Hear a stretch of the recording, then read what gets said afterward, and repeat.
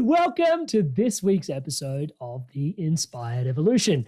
In this episode, we interviewed Josh Gryniewicz. Josh is here talking about his work with Story Matters. Stories do matter, and tuning into your own story, the story that you're living out in this narrative arc of the life that you're living. The life that you're living is a story. Believe it or not, you're living out a story. And that's where the word character comes from. What is your character like? The character that we embody as we're living out this life. This is a beautiful episode. Personally, I have been a big fan of storytelling. A few years ago, I realized, really came home to this conversation that I'm a storyteller, touch wood. And it was just a real conversation about story, the depths of story, what it really means to be living your story, how to live your story in the most empowered way possible, and then also how to just be a better storyteller in general. What are some of the tools, habits, hacks, ways that you can actually develop better storytelling abilities, but then also how to write a better story for yourself in the life that you're living. So a multifaceted episode, really well-rounded. Josh is hilarious and really deep. So this was a really fun episode. I think you're going to love this one. And as always, if you're loving The Inspired Evolution, please do us a solid, subscribe so that we can stay in touch with you. Connection, as you know, is my highest value, so I love to stay in touch. And tuning into this episode, let us know how this episode is informing you in terms of how you're living your life and how that conversation around story is impacting how you show up in a more empowered way. As always, I'll see you in the episode.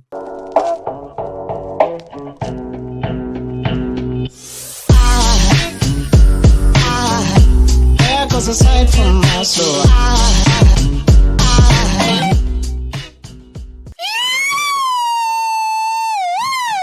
welcome to The Inspired Evolution. It is, ladies, gentlemen, plants of all kinds, creatures of all sorts. Welcome to this week's episode of The Inspired Evolution. We have with us Josh Gryniewicz. Josh, how are you, brother bear?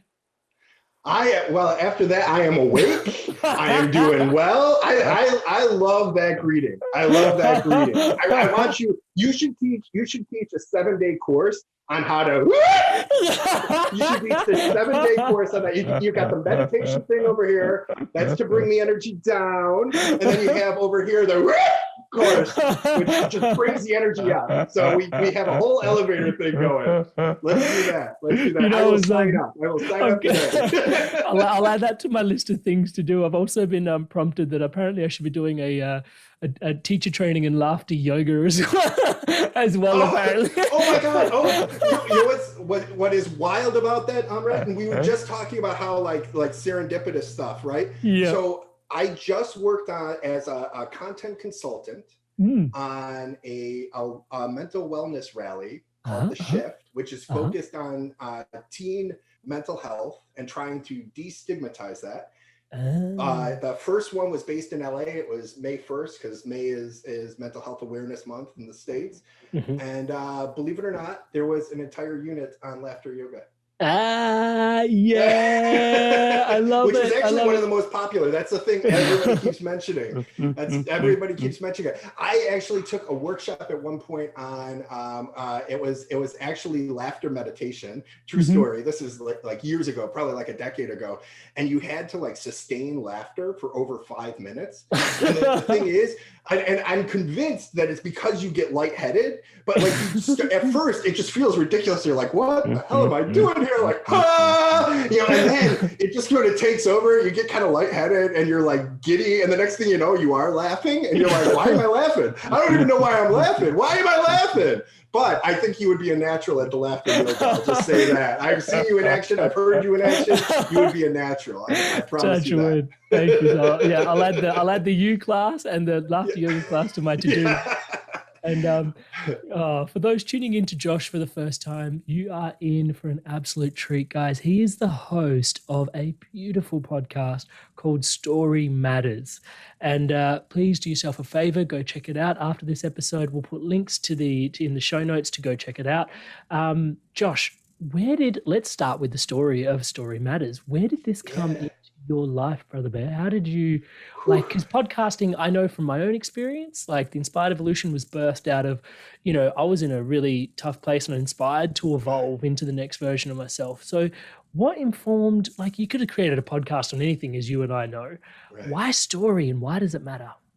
Oh, I love that. I love that. That's a perfect setup.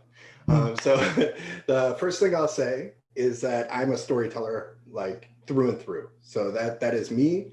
I am on this earth to share good stories. No more, sometimes a little less, but we won't get into that. Ideally, it's stories with impact. And so officially, like I actually went through, this is similar to your whole journey. I went through a whole experience where I wanted to find and determine my true north, my purpose.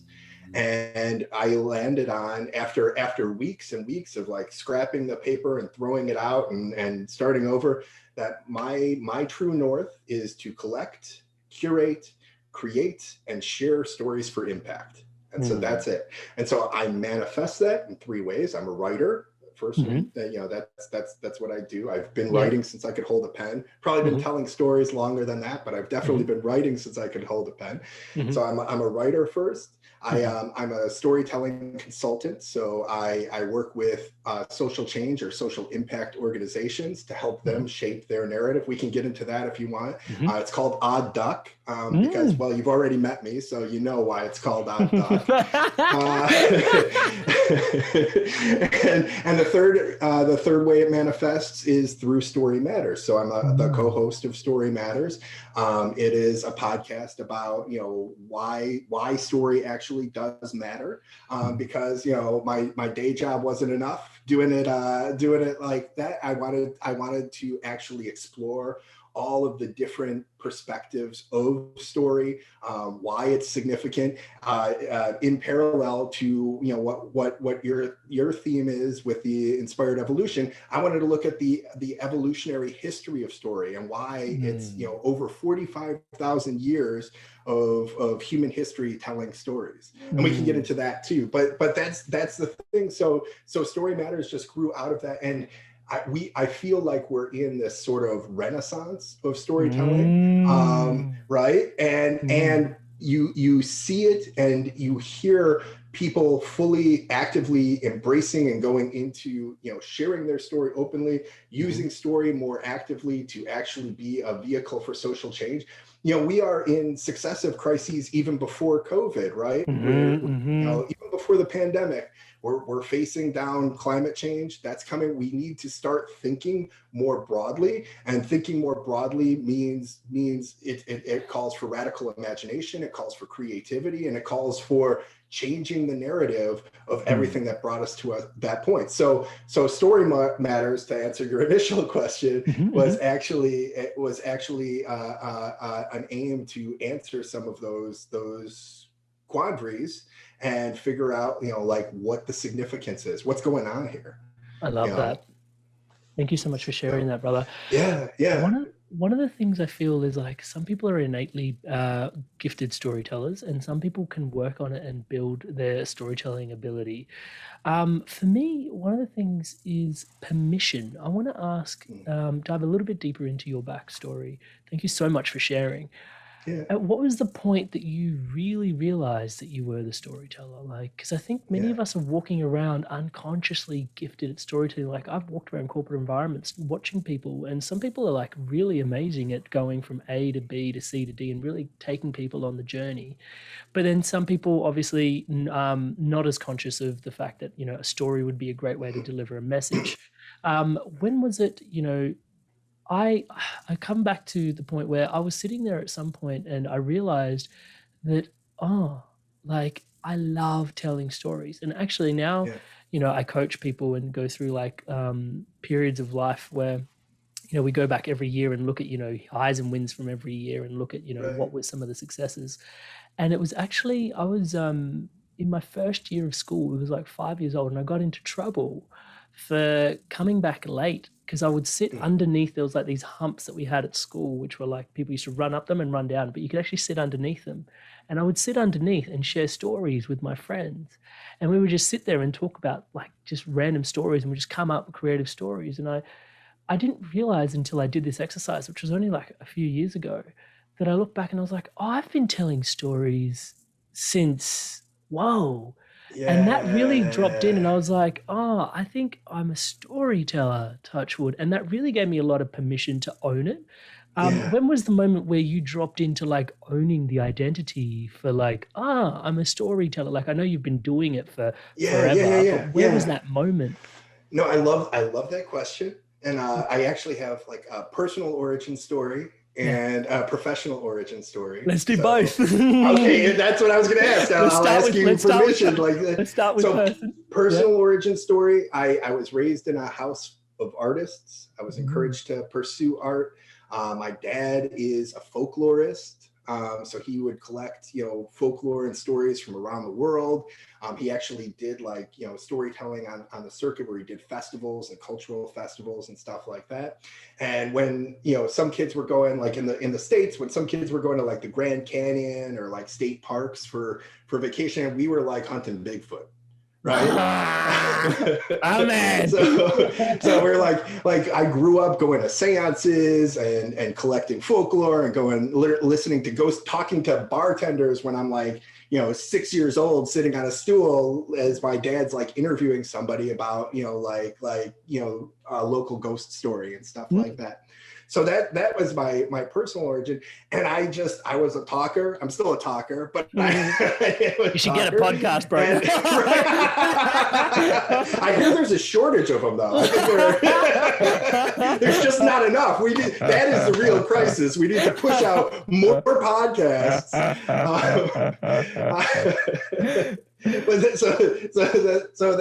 So the personal origin story is it was just part of our culture. Even here's the thing, to your point, Amrit, that some of my family, some of the best storytellers in my family, outside of like my dad had that identity that he's a folklorist and so on, but like my Uncle Tommy, he will sit there, open a few beers and just like rip one yarn after the other, because he's that sort of like natural, kind of just going off the cuff, Yeah. And so just growing up in that environment, growing up in that culture, it just felt like, oh, this is just a natural thing. But in answer to kind of what you were initially said, that's how I discovered it personally. And I was probably telling stories as soon as I could talk. But I feel like it's like so many creative things. We like lose the confidence and the ability to tell stories or to think of it. We conceptualize it mentally as a story. Our memories are chronicled often in story. That's how we recall them. You don't recall things in a linear event of like, oh, I was there. You have to like go back, retrieve, pull that memory and say, oh, okay, this is what was going on. And I was hanging out with these guys at the time. And then this happened. And oh man, this car came out of nowhere. And and so that's how you build things out of that. But you're not telling all of this, extraneous information. You're just telling like that experience of that event. And so that I think is where the natural storytelling is.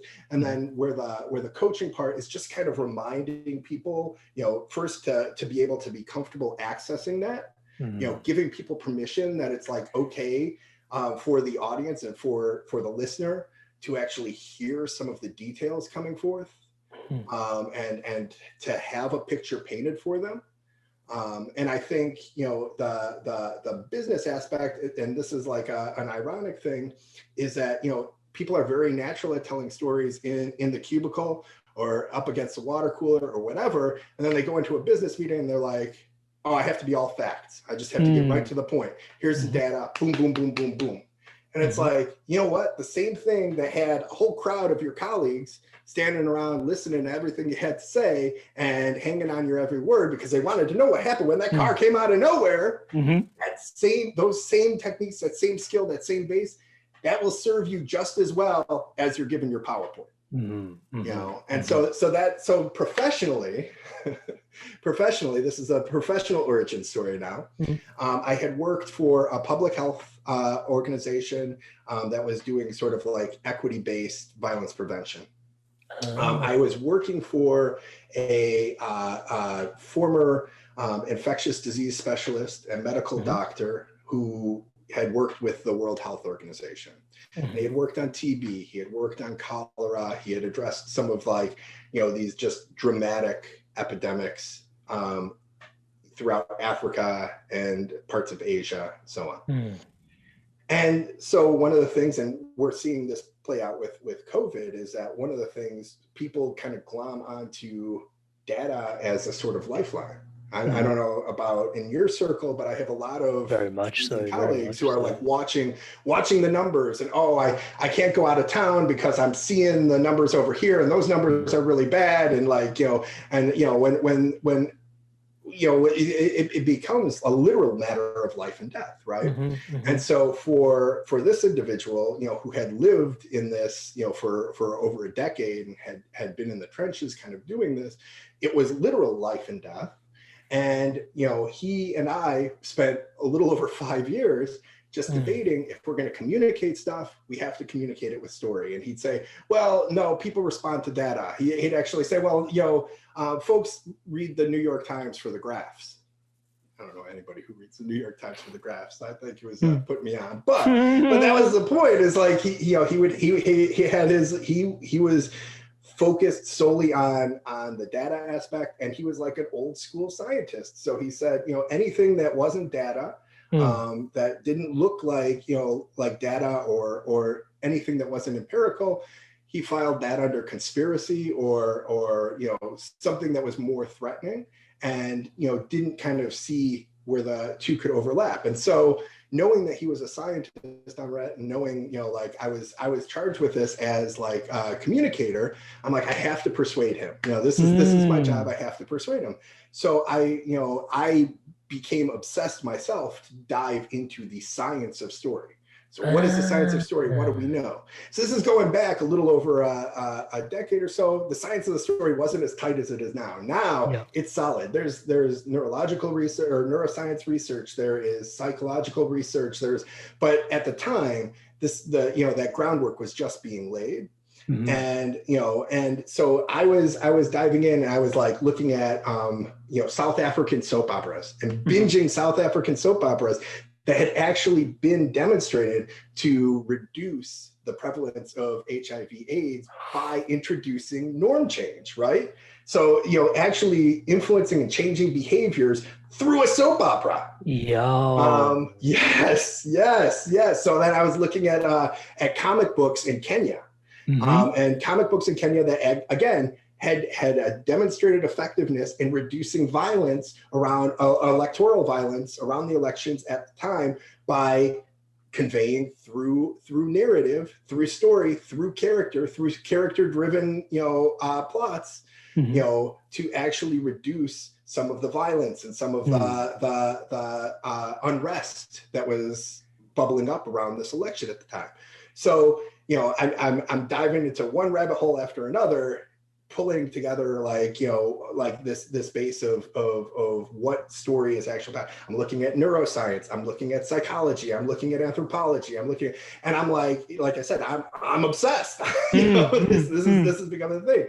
So I had a little help from my friend Ted. He got invited to do a TED talk, and Ted is all about stories. So he was kind of like, hey, that story thing you're always telling me about, like, let's work on that now. But but I feel like we both sort of either eroded one another or influenced one another. I'd like to think we influenced each other. And as a result, I went back to grad school for a degree in creative writing. And I was like, I'm just leaning into this fully, So it took about a decade before I launched my consultancy and everything. Whoa.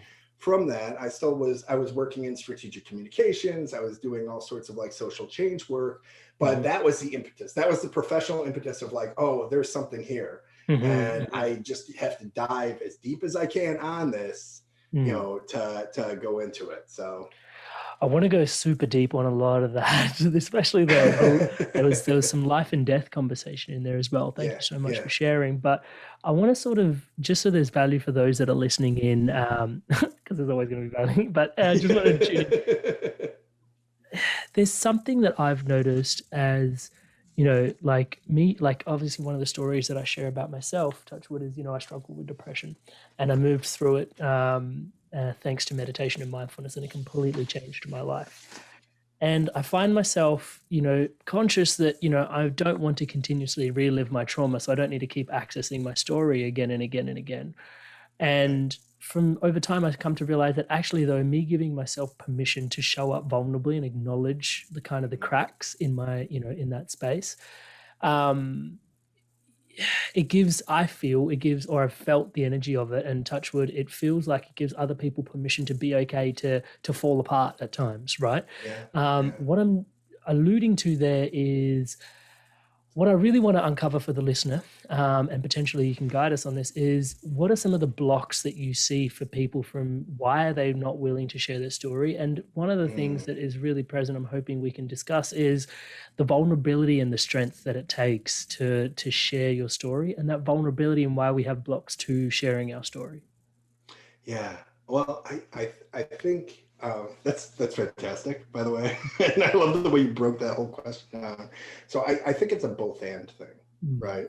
So the first thing that I'll say is I think that, like there's a fear of the vulnerability aspect. And there's also just a not knowing what's relevant to share and what isn't. So what are the details? Do I need to tell everybody who is, or share everybody who is in this room, or everybody who's in this experience, or everybody who I was connected with at this time, when we're sharing our personal stories? So we either kind of err on the side of oversharing and giving, far too much information, or, the reverse, we kind of, do the old Seinfeld bit of yada, yada, yada, right? Like we're going to gloss over some of these details and da, da, da, da, and then this happened, and you're like, well, what was the da, da, da, da, da? Like, come on, so I think it's a both and. I think the irony about the vulnerability aspect on Rhett is the fact that, honestly, constructing the narrative, yourself, and taking ownership over that actually gives you power over it. So it shields you so that you aren't as vulnerable. It gives you control over, I've struggled with mental health issues as well. ADD specifically, and generalized or attention deficit disorder, and attention deficit with extreme hyperactivity. That's what I was actually diagnosed with. And I had to ask the psychiatrist, wait a second, is that a new diagnosis? Because I've never read about that before. And he's like, no, it's just applicable to you. So, and generalized anxiety disorder. But the flip side of both of those is that depression is always a factor as well. That's something that doesn't, it's in the literature, but it doesn't get talked about a lot. And we can get, there's a lot of stuff on connected to like the flow cycle and depression, which is something like, I think we bro down about quite a bit. But focusing specifically on that aspect of it, I feel like by kind of reclaiming your entire story and contextualizing it, so that it's like, oh, this is part of how I've defined my purpose for myself, is actually liberating. That actually gives you power, and it gives you, it helps to reduce that sort of exposure, the exposure aspect of vulnerability, because now being vulnerable is allowing somebody into your space and to share that experience with you so they can process their own, right? Which is sort of like your superpower. It's one of your superpowers is, and using story in that way. So that's how I would speak to that specifically. But I feel like it's the same as like staring at a blank piece of paper, except, in real life, it's like, where do I begin and what do I share? And, how safe am I to actually share or express this? And the very real aspect of like, am I going to re-traumatize myself or be traumatized by expressing some of these experiences? A lot of the stuff, one of the big soapboxes that I'm on right now, in talking with, people with lived experience. So people who have, had different, either struggled with, different addictions, or, had struggled with different mental health issues, or, struggled with homelessness, and so on, is to essentially provide sort of like a trauma-informed way of teasing out that story so that it doesn't become, re-traumatizing.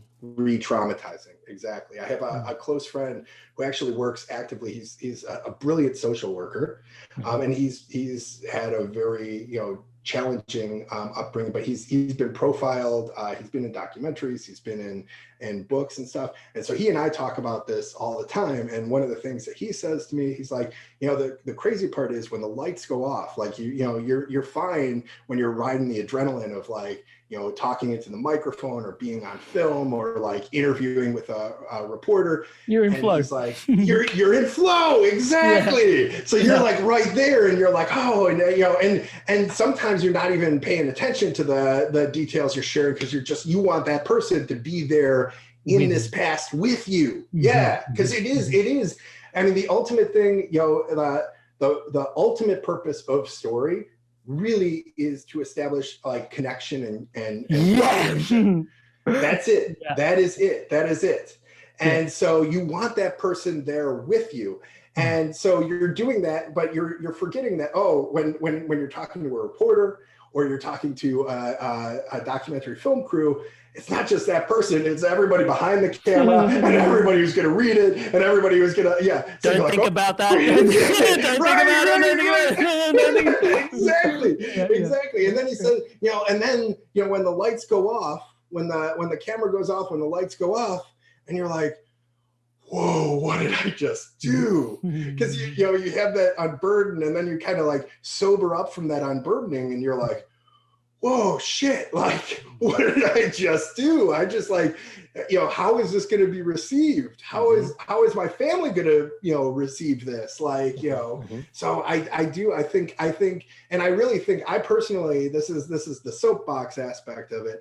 I think communicators, especially communicators working in the nonprofit or the NGO space, or social entrepreneurs, I think they really need to get comfortable with like that trauma-informed aspect of doing any kind of interviewing, because they need to be a journalist, a reporter, a documentarian. They need to be cognizant of the potential impact that this is having on their subject. And so I think that's very important to me. Thank you so much for sharing that.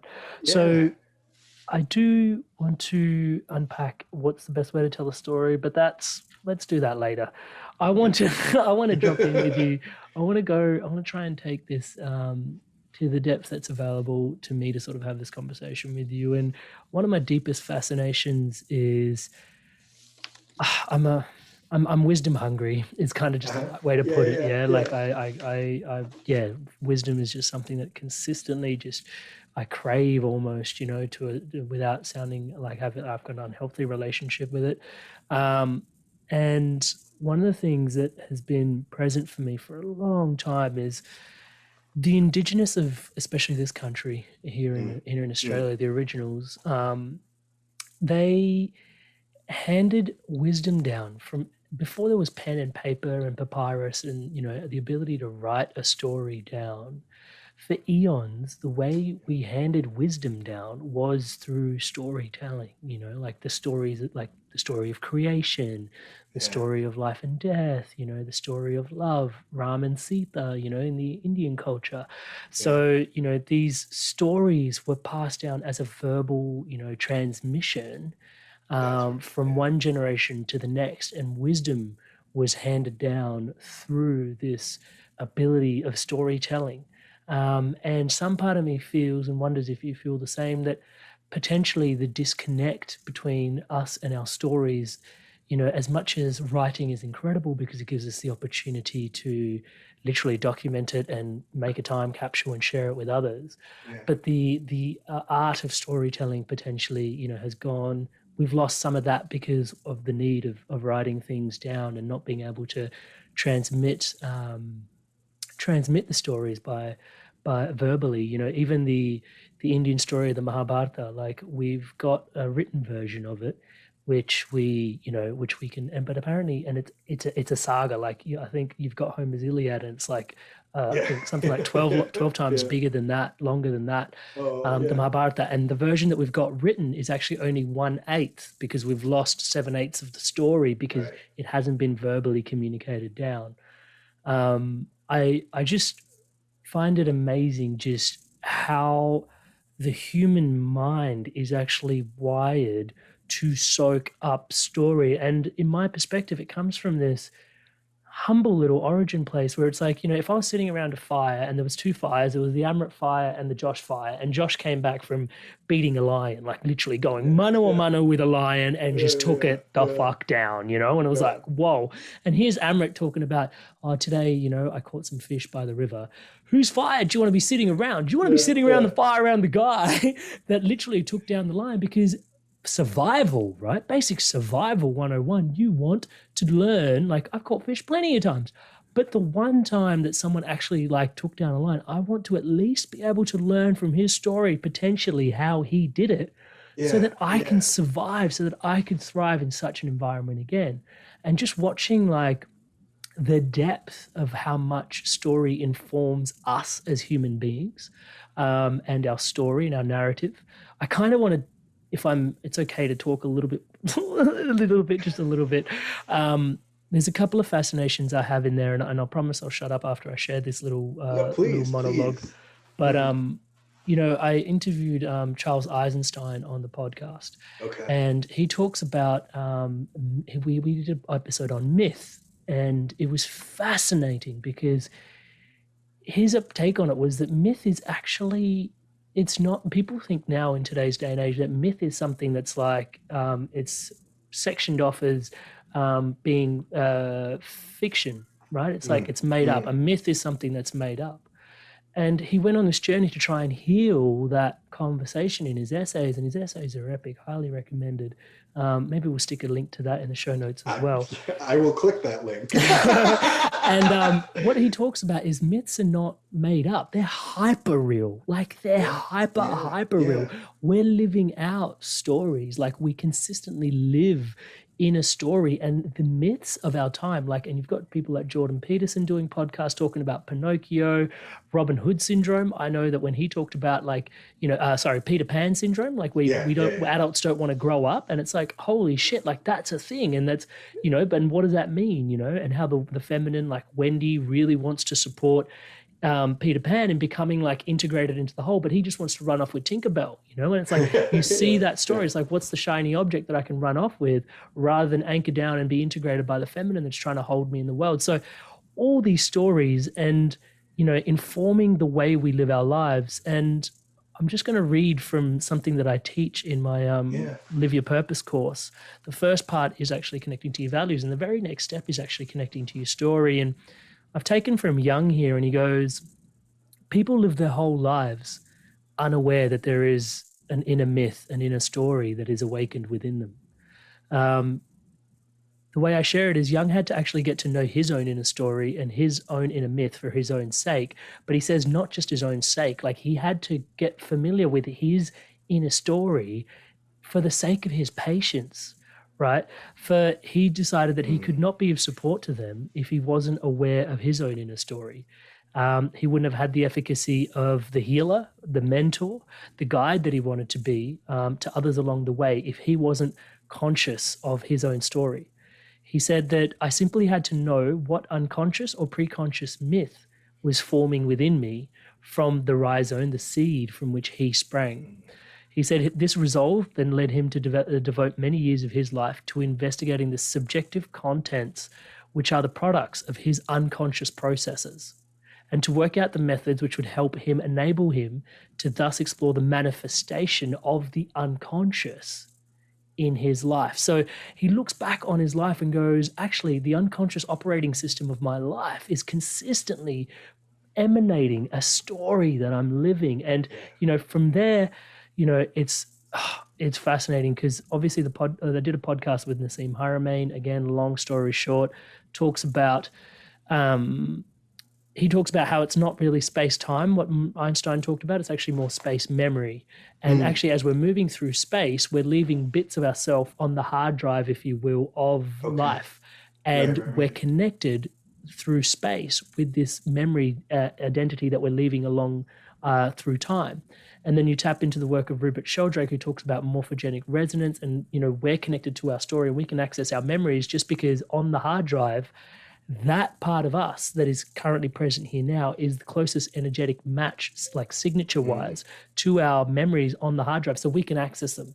And potentially that's where mystics and psychics can connect to your story because they're tuning into that space.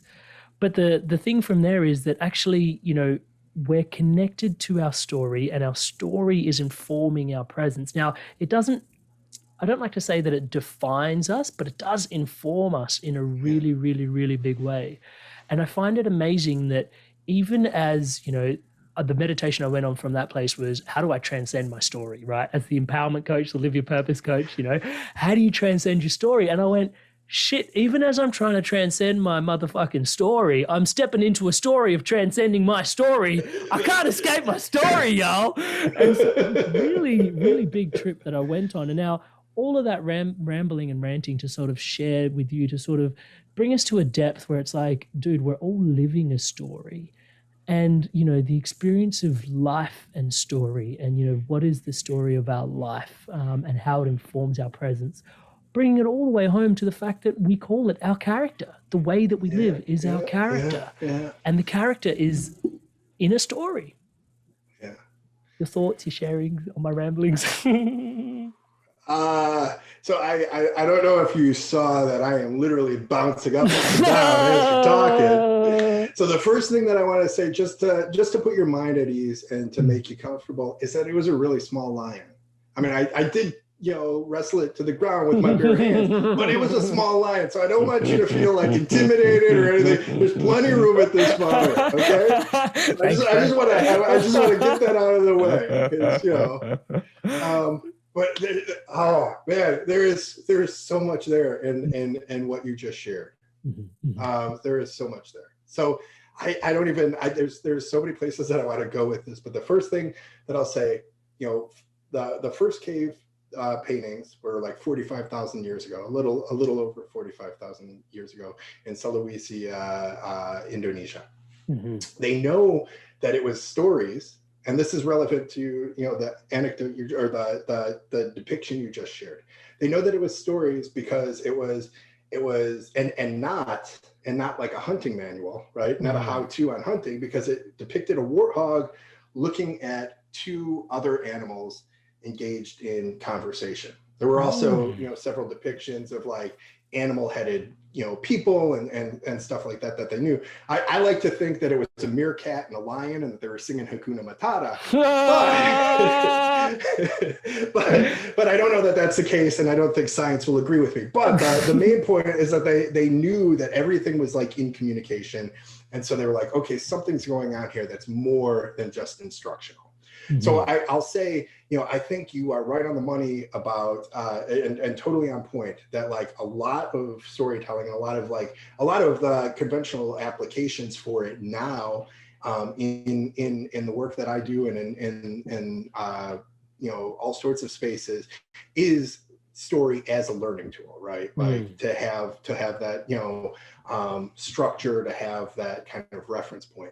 But going all the way back to sort of the Aboriginal traditions and the indigenous traditions, in the States and with like the First Nations, right, is that the purpose that storytelling often served was a cooperative purpose.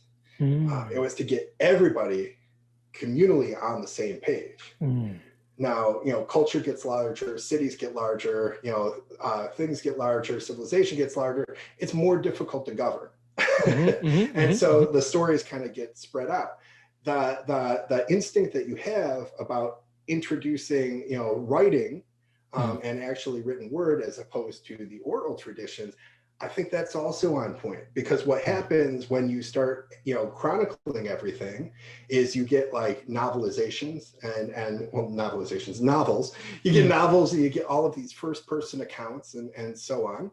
And all of what that does is reinforce a sort of protagonist model. So you have to follow somebody through a narrative from beginning to end. So that sort of isolates us and breaks us away from that collective model that we were talking about, where we're all in this together and we're all swapping and we're all kind of, getting bits and pieces of that story and sharing in that space. At the risk of interrupting you, sorry, just a sec, because I feel like you've touched on something that's really important there, which is, we don't buy into collective myths anymore. We don't have collective myths, which, tell us. And I think that's where the story, like now, we're tuning further into, and this is what Young was doing, in my humble opinion, and who am I to sort of make what Young was doing? Pardon me, keep me humble, grain of salt.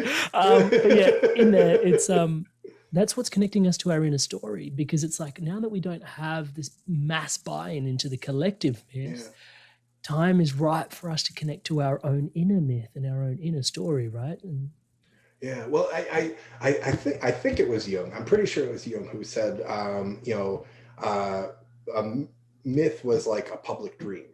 So you had private dreams, which was, that sounds very much like myth was like a public dream. And so we were all sharing this in a space, and dream was private myth was public dream. And so we were all sharing in that space. And I think that's totally on point. You had had these kind of elaborate belief systems that everybody subscribed to, and you could be an engaged participant in that. And it's funny because it's one of the things that I do when I'm doing trainings is I kind of cover like all 45,000 years of storytelling history in one slide. Right. And it's sort of like, well, what do we know? What do we know up to this point? And so one of the things that I talk about is how, you've probably heard of the, Joseph Campbell's hero myth, right? Right. So that's huge. That's huge in my industry. Everybody loves to talk about the hero myth. And I think, so the first thing is that, Joseph Campbell was looking at hero myth more as like an analysis piece. So he was collecting different things and looking at it cross-culturally and saying, oh, there's themes here. And it wasn't like exclusive. So, there are plenty of indigenous stories that don't follow that narrative arc. And the other aspect of it is it wasn't meant to be prescriptive. George Lucas came along, he was like, yeah, we're going to take this, we're going to make it a formula, we're going to plug some things in here, and everybody's going to fall in love with it. He was right.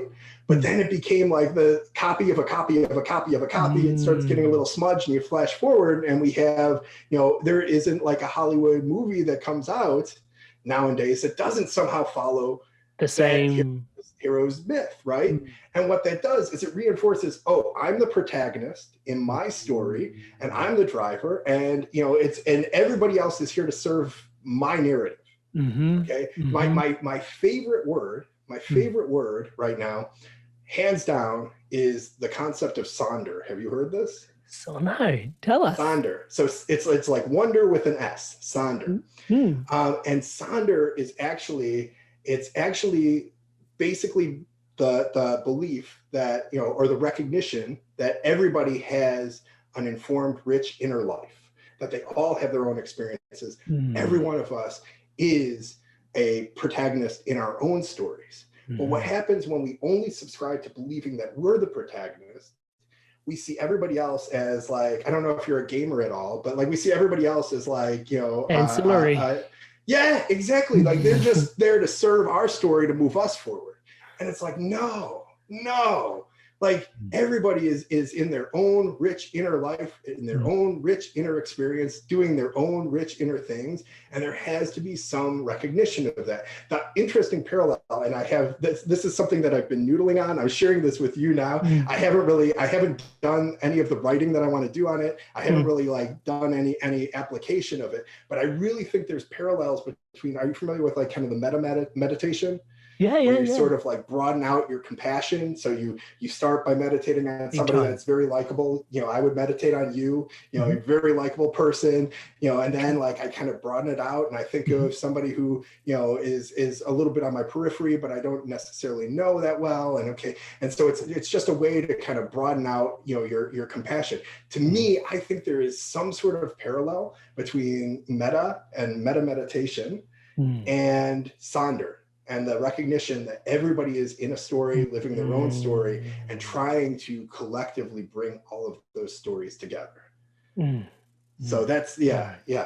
I love that, because story ultimately, like you said before, and this is why it sparks so much joy in me, is connection's my highest value. Story sparks connection, and it's talking about the interconnect, and what your Sonder and like the meta is like, yes, our role in the collective kind of story, the collective prayer that we're all weaving in this emanation of life through all of us. Yeah, that's fascinating. I love that. What a beautiful word, Sonder.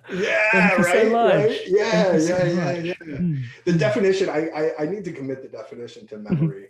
I'll send it to you, and we can put you can put the link in the show notes, but it's the definition itself is beautiful. It's like just, it has like all of these experiences sort of woven into the definition. It's fantastic. I'll send it to you. Thank you so much. I really appreciate that. And if you send it, I'll add it to the show notes. Yeah. I'll add it to the show notes. I'll keep harping on about show notes, but they're useful. It's useful if you want to change stuff. Yeah, I'll drop it in there. Man, there's I consistently find it amazing that, just the fact that we're riding this current of our life. And it's almost as it's put, like, there's a seed that has all the information for the tree, and all that information is the story. It's like, it's who we are, and we're this seed, and we continue to grow and grow and grow. But one of my, in that, it's like the Josh seed, we'll call you the plum seed, and my favorite tree is a mango, so I'll be the mango part of it. But you know what I mean? Like, you can't really plant unless, now science is getting pretty out there, but generally speaking, you can't really plant a plum seed and get a mango tree out of it. You can't plant a mango tree and get a plum seed out of it. It's like the mango seed will grow mango trees, and the plum seed will grow the plum trees. And, I feel like in the seed of all of us is our own story, in terms of that seed of who we are. And our story connects us back to the seed and the truth of who we are. And that fascination of my story leading me back to my truth is one of my deepest fascinations. Yeah. Well, and I would say, just to add on to that, and, I feel like, we were talking earlier about story as being a problem-solving tool, and story as work. And so the fact of the matter is, the solutions that we need to arrive at probably require plangos or mlums. They require that fusion. But since you can't grow them both from the same seed yet, unless, like you said, science is getting pretty out there. You can't grow them from the same seed. So creating a connection in the space where those two stories can mingle, cross-pollinate, and figure out some sort of solution that's applicable in the future. That's where the story and the transmission and the transfer of that sort of content comes into play, right? That's where it goes. A couple of questions arising from here. Which one to go on? Okay, so I want to sort of ask about the story, the ability of us sharing our story, and how that can actually heal us. You've witnessed that in your line of work, I imagine. Can you tell us a little bit about that? Yeah, I've witnessed it and I've experienced it firsthand. Absolutely. And so the first thing I'd say is just to kind of go back to what we were talking about earlier, that, reclaiming, your story within that space. And so, like, looking at your trauma through a new lens is part of kind of taking ownership and taking action over it. And I'm interested, the thinker that you were talking about memory recall. And so like recalling memory, and then So I look at that, or I hear that, and I think of, that's also like every time that, you kind of hit a plateau in your own processing, your story shifts a little bit, and includes more of what's relevant in your life now. And the trauma, maybe not so much, or the trauma diminishes, or the trauma becomes a defining aspect of it, but it's no longer the whole story, right? And I think that's, so part of the story is figuring out and creating like how do I contain all of this and create all of this space to acknowledge all of these things that happened to me, and determining that and shaping your story around that. I love that. Then the next question I wanted to ask was, this is gonna, sorry. Ask the question, Amrit. Ask the question. What is your favorite story? Ooh! Do you see why I was laughing? Yeah. You see why I was laughing? Oh wow! Oh wow! Yeah, that's I just can't go there. It's like you know, picking a favorite child. Yeah. Like, I just can't. You know, I feel like I just like it would be so narrowing to choose one. You know, like we were mentioning like some of the epics before. You know, I still geek out about that. I think it's awesome. In fact, the mascot of Odd Duck is actually a duck, and the duck's name is Virgil, after the Roman poet who wrote the Aeneid. So yeah, it's like, I mean, like it would just be unfair. And I'm like, I am the ultimate like highbrow, lowbrow, like let's sit down, I'm gonna read some Faulkner, and then I'm gonna pop on American Horror Story and binge a little bit of that. You know, like that's just the way I roll. So I like, I mean, I was telling you earlier, like, I'm like, oh, South African soap operas, I'm in, you know, like I'm in, I'm going to binge this. Okay. It's on. So that's, I mean, I appreciate story and all of its incarnations. And I love listening to other people's stories. That's a large part of it, you know?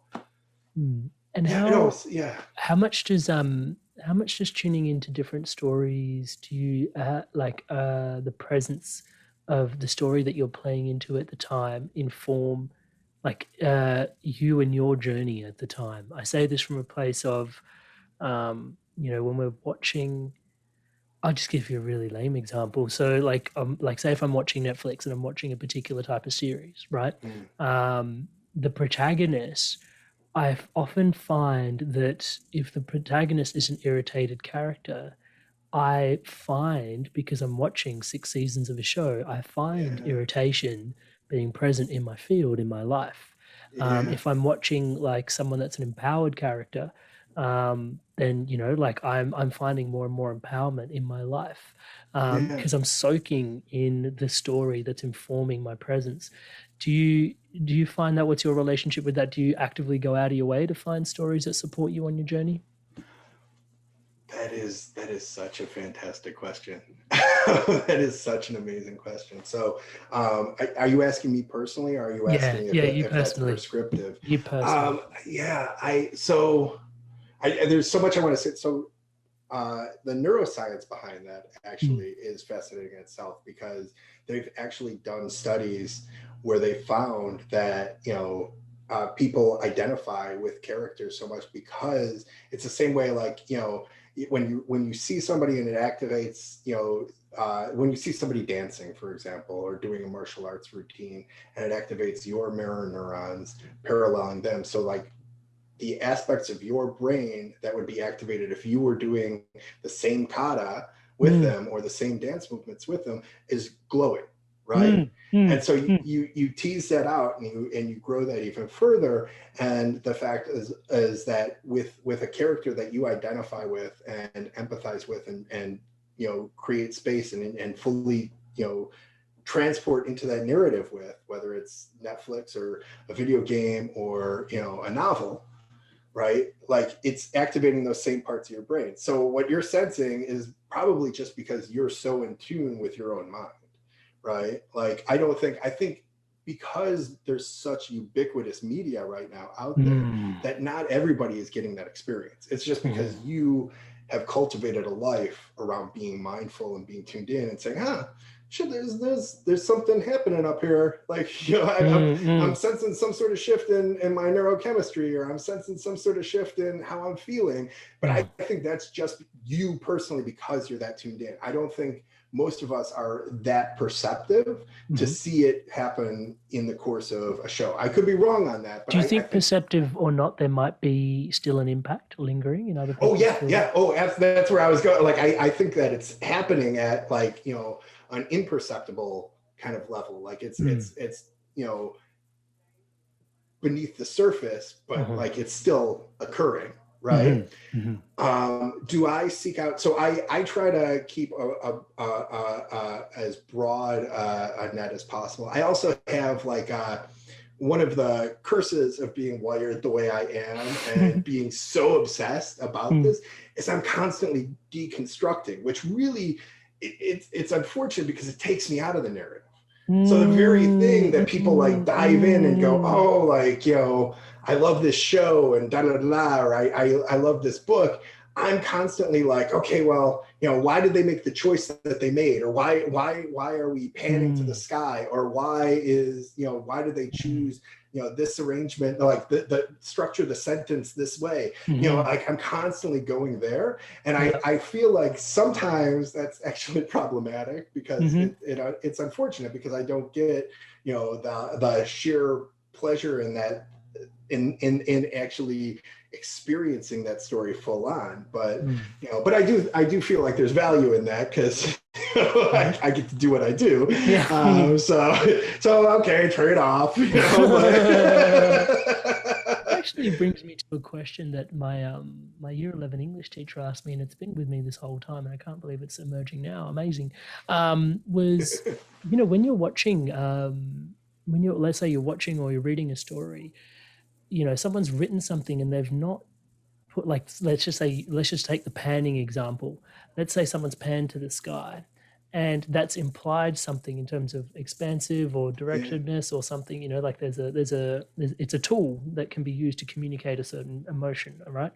But how much of, even if it wasn't placed there intentionally, and if it wasn't, does that still inform the story? Are you still allowed to draw value from that? And in my humble opinion, I've sat with it a little bit and just gone, well, of course, because it tells you a little bit about the storyteller, doesn't it? Like, coming from. Your thoughts on that? Same? Yeah, I have lots. Shockingly. Yeah. So I will say there's a few things. So the first thing that I'll say is one of my favorite Hemingway stories is it was a short essay or short letter written by, it's not a story that Hemingway wrote, it's a story about Hemingway. It's a short essay that a guy wrote when Hemingway was living in Cuba. He was stationed on a military base there, and he had gone, you know, he found out that, you know, Hemingway loved, like, you know, hanging out with soldiers and entertaining soldiers and just, you know, serving drinks and holding court, right? So, you know, this guy's a young GI, and he hears that, you know, like some of the guys are going over to visit, you know, Hemingway. He's like, oh, I'm in. And he's thinking the entire time as they're driving that he's like, oh, you know, like my 8th grade teacher, you know, like had us read, had us read Hemingway, and you know, and she insisted that the leopard was white because it represented the loss of innocence, and you know, the corruption that came with, you know, that reflected the protagonist's own experience, and da-da-da. So he gets in, and you know, Hemingway's serving drinks, and he finally works up the nerve, and he says, you know, my teacher, you know, always said that like the leopard was white because of da da da da, and like, is that why you made the leopard white? And Hemingway's like, the leopard was white because the leopard was fucking white.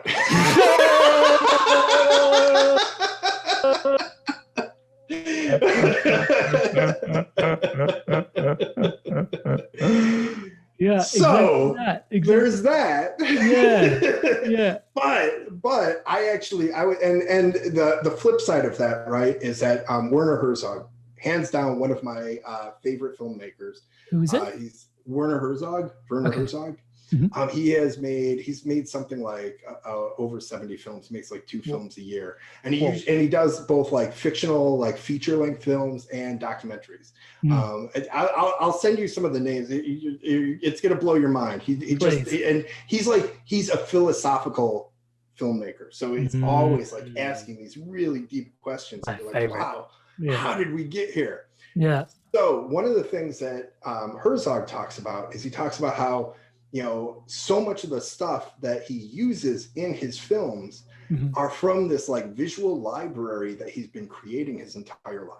And so, he was hitchhiking through Mexico and passed under a bridge, and they were digging up a cemetery, and they had all of the corpses lined up under the bridge because they were waiting to move them to a separate grave. And he thought, oh my God, that's amazing. And he ended up using that later when he filmed Nosferatu and incorporated that entire scene of what he actually witnessed as a depiction. And he does that throughout. And he has this entire just complex visual like language that he draws on and uses. And so there is, in his case, a lot of intentionality. A filmmaker that I just watched, I don't if there's Raoul Peck, who did I'm Not Your Negro about James Baldwin. He just did a film, a 4-part, I don't even know what to call it, Amrit, because it's part documentary, it's part docuseries, it's part history film, it's part like fiction, it's part just like mind-blowing like visual poetry. It's amazing. But it's one of the few things that I've watched in recent history where I'm like, I don't know why the director chose to show me that, but I know he chose to show me that for a reason, and I'm just not, I'm too ignorant right now to actually get it. Pick up on what he's trying to do. Right, yeah, and like it's like, oh, he's communicating something, and I'm not getting it. And I can't remember the last thing that like has made me work that hard to appreciate and understand it.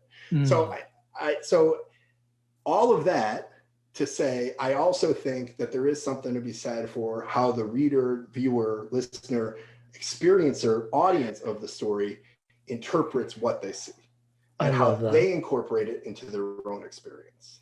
One of the things that as you're sharing this is thank you so much for that answer, man. Thank you.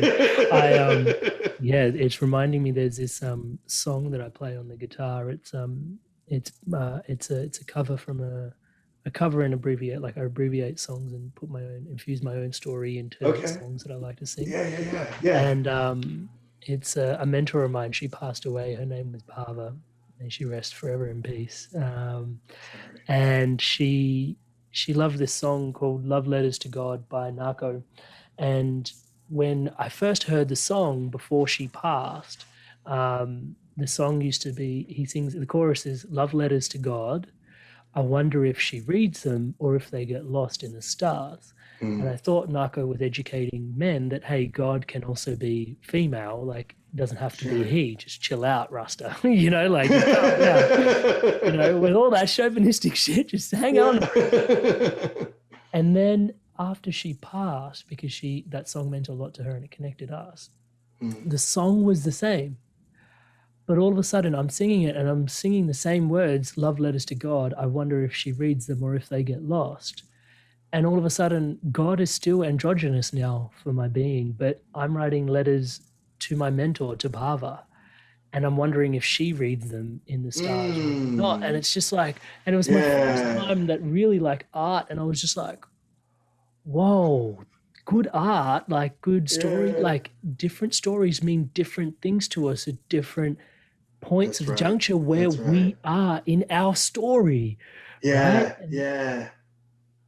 That's it. Yeah, that's it. And it's because that's the thing too, is like we're constantly incorporating other elements the same way like Werner Herzog is building his own visual library. We're constantly doing that with our own memories and our own interpretations of things. And so we're experiencing things in engaging with these story pieces that also sort of help shape and reinforce and structure our own identity or our own like sense of being as well. And so that's an aspect of it that's constantly kind of shaping and refining who we are. Thank you so much, Josh. And As a true testament to story and storytelling, this podcast is flying. I can't believe we're this far into it.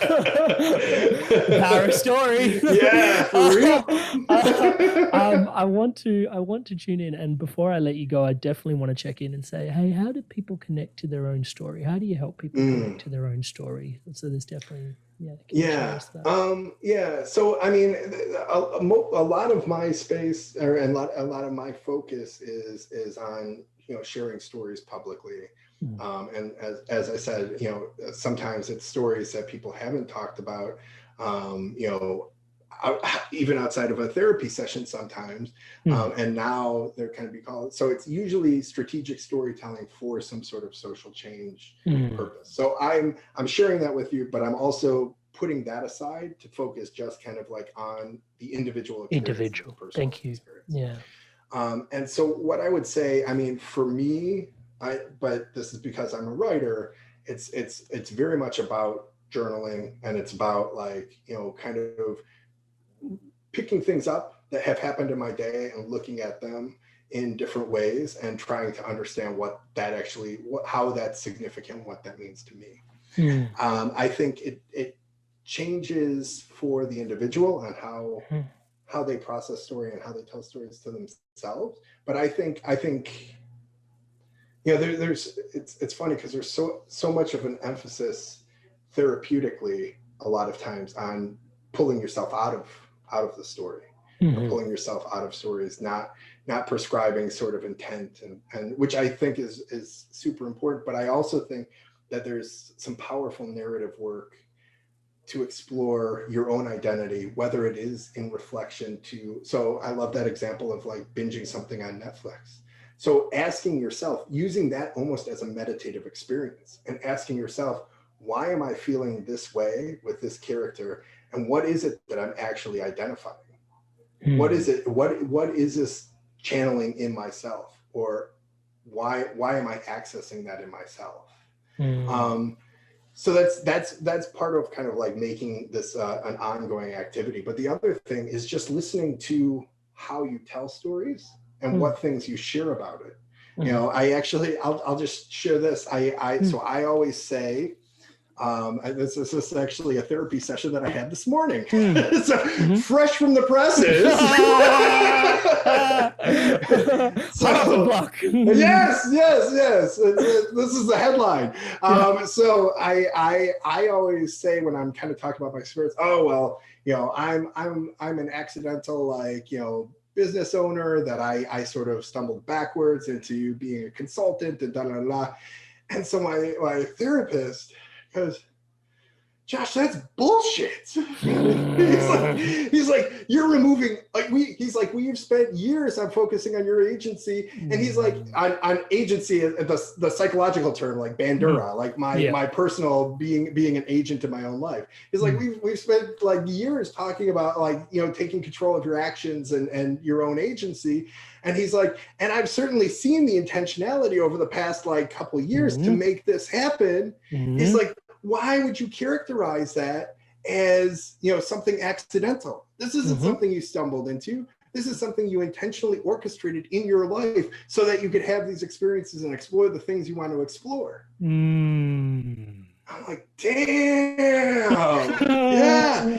But that's so in answer to your question, that's what's up. It's like paying attention to the stories that you tell yourself and why you tell them in a certain way. Like, what are you actually saying about yourself when you tell stories that way? And really looking at that, and if it needs to be changed, changing it, right? Josh, thank you so much for sharing that so vulnerably and so fresh. Like, the language that we use to describe ourselves, the stories that we use to tell ourselves, and that informs the way we navigate, life. And hence, in my Live Your Purpose program, it literally is the second key piece after you've got your values. It's like, what is your story? Because it's the most empowering place to meet yourself and find the more empowering narrative for you to step into.